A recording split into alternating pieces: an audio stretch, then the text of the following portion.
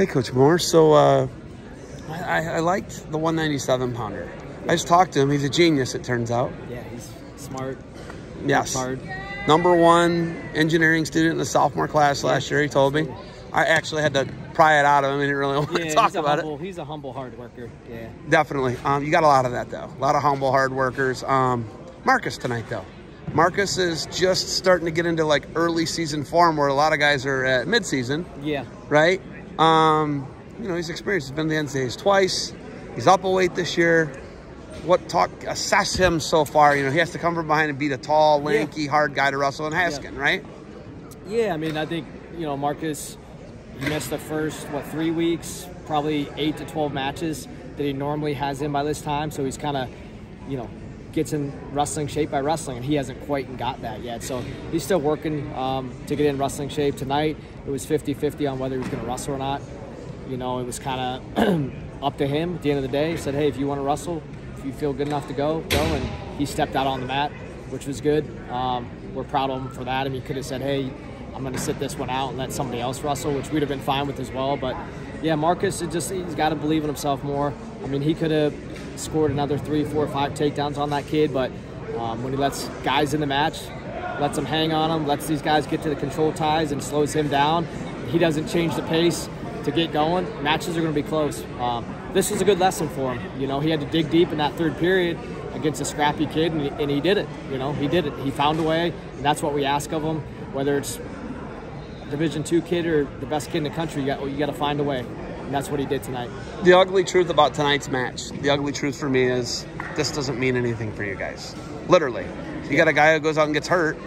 These matches don't count. I hate your qualification system in that sense. These should count as matches, in my opinion. But the ugly truth is you don't have anything to gain by tonight, except for, obviously, Coach Bearden getting behind this, supporting the cause. He was here tonight. But when you guys can do something nice like this, come promote their program, help you guys out, get some matches under some guys out. But at the end of the day, it doesn't count in your win percentage, right? Yeah. I mean, it will count for dual meet wins, and then if these guys are up for a wild card, if the winning percentage for the whole record would count. So there's maybe like a 5% thing that actually can help us out. But yeah, like you said, I mean, with it being 30 minutes away, relationship with Coach Boom, and he coached with me at Cleveland State. He was one of my first assistants. Recruited a lot of guys on my team, so it was cool to be able to come over here and take part in the fundraising for Coach Bearden. Obviously, cancer's a pretty serious thing. You know, my sister passed away of cancer a year and a half ago. I'm sure everybody in here knows somebody, so I think it's important to push wrestling aside and do it for a better cause than just wins and losses. So it means a lot to you, obviously, for that extra special reason. How much older was she than you and Scott? 3 years. 3 years? Did she go to Franklin too? Yeah. Okay. Yeah. So when you can do something special like this, it means a lot to you.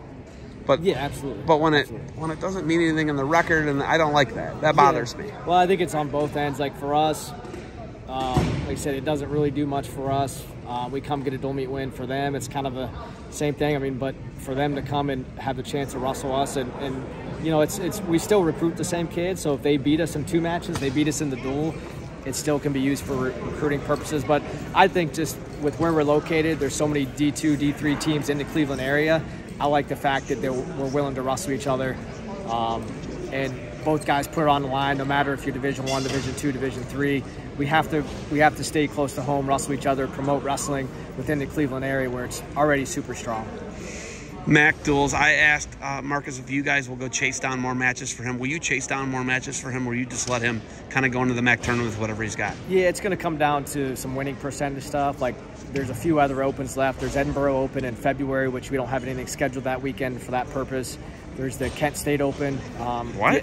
Yeah, that's a thing? Is that the Cyclone Open? Yeah, it could be, but yeah, so looking at it, he'll definitely get his 15 matches if he wrestles out, but it's going to be really close.